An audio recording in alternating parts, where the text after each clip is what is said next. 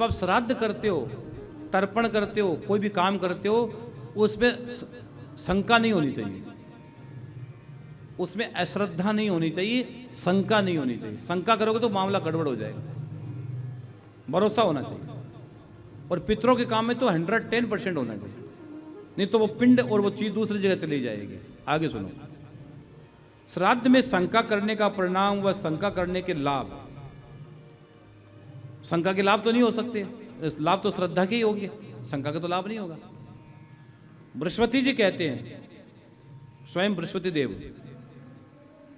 श्राद्ध विषय चर्चा पर उसकी विविध विधियों को सुनकर जो मनुष्य दोष दृष्टि को देखकर उनमें अश्रद्धा करता है, श्राद्ध में, श्राद्ध की सामग्री में, श्राद्ध करने वालों में, श्राद्ध कराने वालों में और अपने पितरों में जो व्यक्ति अश्रद्धा करता है वह नास्तिक चारों ओर अंधकार से गिरकर घोर नरक में गिरता है। ये मैं नहीं कह रहा हूं, बृहस्पति देव कह रहे हैं। अगर आप अपने पितरों के निमित्त श्राद्ध हो रहा है, तर्पण हो रहा है, भागवत की पोथी हो रही है, अगर आपने इस पर भरोसा नहीं किया, अश्रद्धा आपने व्यक्त कर दी है, तो कथा में लिखा गया है वह नास्तिक चारों ओर से अंधकार से गिरकर घोर नरक में गिरता है। इसलिए तेरे दादा दादी, तेरे माता पिता कोई भी काम करवा रहे हो तो बीच में टांग मत अड़ाना। हाँ, जो कर रहे हो करने दो, तू अच्छा नहीं कर सकता वो कर रहे हो, उसको क्यों रोक रहा है? कोई व्यक्ति भजन करना चाहते क्यों रोक रहे हो? करने दो बेचारे को, तू तो नहीं कर रहा हो, तो कर रहा है, उसको तो करने दे। योग में जो द्वेष करने वाले, योग से जो द्वेष करने वाले हैं, वो समुद्र में ढोला बनकर तब तक निवास करते हैं। अगर आप पितरों को काम में जोड़ने में, पितरों के निमित्त कोई काम जोड़ रहे हो, उसमें अगर कोई व्यक्ति दोष देखता है तो वो व्यक्ति समुद्र में ढोला बनकर तब तक निवास करते हैं जब तक पृथ्वी की अवस्थिति रहती है। जब तक सृष्टि रहेगी तब तक पृथ्वी रहेगी, तब तक समुद्र में ढोला बनकर घूमेगा। बृहस्पति देव कह रहे हैं। आगे सुनो, भूल से भी योगियों की कभी भी निंदा नहीं करनी चाहिए, साधु संतों की, ब्राह्मणों की, गौ माता की, शास्त्रों की और श्राद्ध की और देवों की कभी भी निंदा नहीं करनी चाहिए, क्योंकि योगियों की निंदा करने से वही कृमि होकर जन्म धारण करना पड़ता है। अगर आपने किसी महापुरुष की, योगी की, साधकों की, श्राद्ध की अगर आपने निंदा कर दी तो आपको कीड़ा बनकर उत्पन्न होना है। कृमि कहते हैं कीड़े को, एक विशेष प्रकार का कीड़ा होता है, आपको कीड़ा बनकर उत्पन्न होना पड़ता है।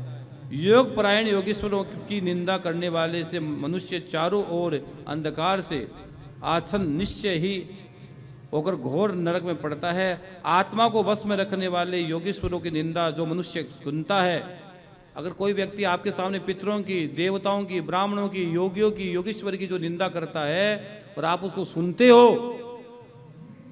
तो वह चिरकाल पर्यंत कुंभ पाग नरक में निवास करता है, इसमें तनिक भी संशय नहीं है। अगर आप किसी की निंदा कर रहे हो, और निंदा ये कुंभ पाग नरक क्या है सुनात बताते आपको। कुंभ पाग नरक का भी वर्णन भागवत में आता है। हाँ, कुंभ पाग नरक में गिरा दिए जाओगे, कुंभ पाग नरक में गिरा दिए जाओगे। कुंभ पाग नरक उसको कहते हैं, भागवत कहती है, पंचम स्कंद के 26वें अध्याय में कथा आती है भागवत जी में। क्या आती है? जो अपने पेट के लिए जीवित पशुओं, पशु पक्षियों की हत्या कर उसे पकाता है, वह हृदयहीन तथा राक्षसों से भी दुष्ट पुरुष को यमदूत खोलती हुई तेल की कड़ाई में डालकर पकाते हैं। ये है कुंभ पाग। अगर इतना कोई पितरों का काम कर रहा है, कोई काम कर रहा है और आप उसकी निंदा सुनते हो, आप ध्यान रखना जिंदगी में कभी किसी की निंदा सुनना ही मत। कोई निंदा करे तो कान बंद कर लेना, भैया मुझे नहीं सुननी, बाहर जाओ। तुझे क्या मिलेगा किसी की निंदा करके? और लगभग लोग इसी में दोष में हो रहे हैं, आपको पता ही नहीं, सुन के आप लोगों को बताते हो मैंने सुना। अरे क्या सच है क्या बता? हो सकता है कोई भगवान की माया हो। इसलिए बहुत सोच समझ के बोलो, बहुत विचार करके बोलो। लोग तो संतों के बारे में मुंह उठा के बोल देते हैं, हर व्यक्ति के बारे में मुंह उठा के बोल देते हैं। अरे सोच, तू बोल क्या रहा है? तेरे लिए कुंभी पाक नरक तैयार कर रहा है तू। सोचो। इसलिए कभी किसी की निंदा नहीं सुननी चाहिए, न निंदा करनी चाहिए। और जो व्यक्ति योगियों के प्रति द्वेष की भावना, मनसा कर्मणा वाचा सर्वथा वर्जित है, जिस प्रकार चारागाह में सैकड़ों गौओं, एक बहुत सारे गायों का, बहुत सारी गायें होती है, सैकड़ों गायों के बीच में बछड़ा अपनी माँ को ढूंढ लेता है।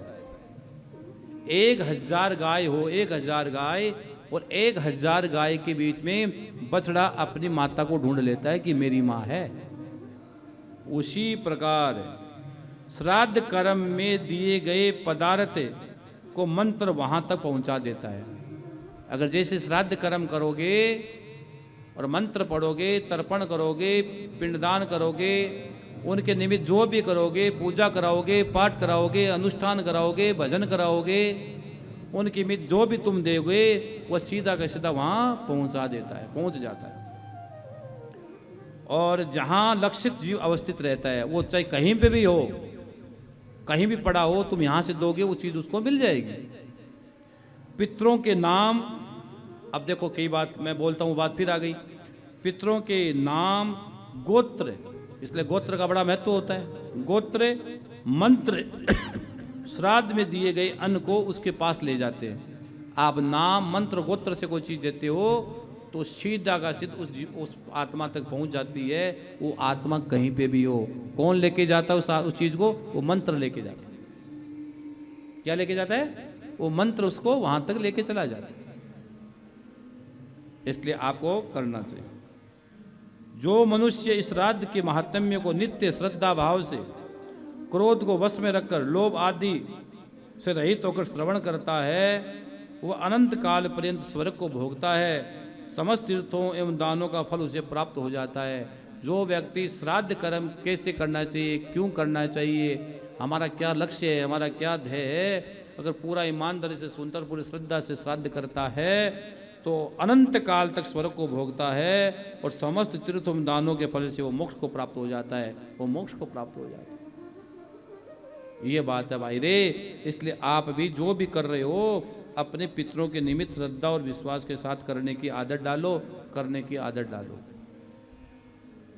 हाँ, एक एक चीज शास्त्रों में लिखी गई है, एक एक चीज शास्त्रों में बताई गई है। हाँ,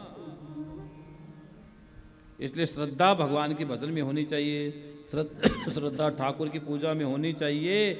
जो व्यक्ति प्रेम और भक्ति भाव से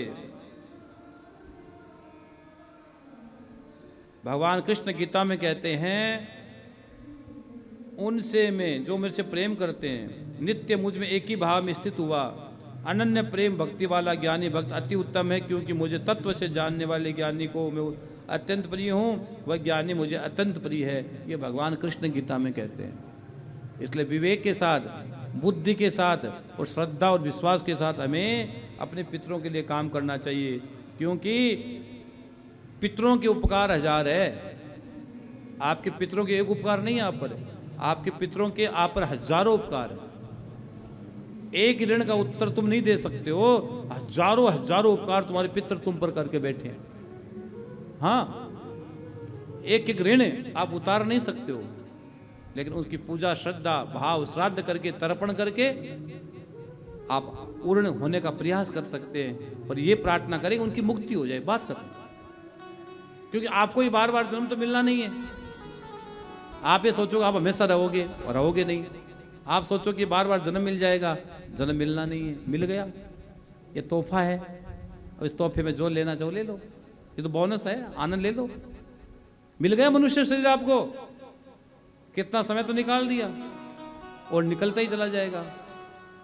तो पितरों के उपकार बहुत 1000 है, उनकी मुक्ति कराओ। क्या भाव है।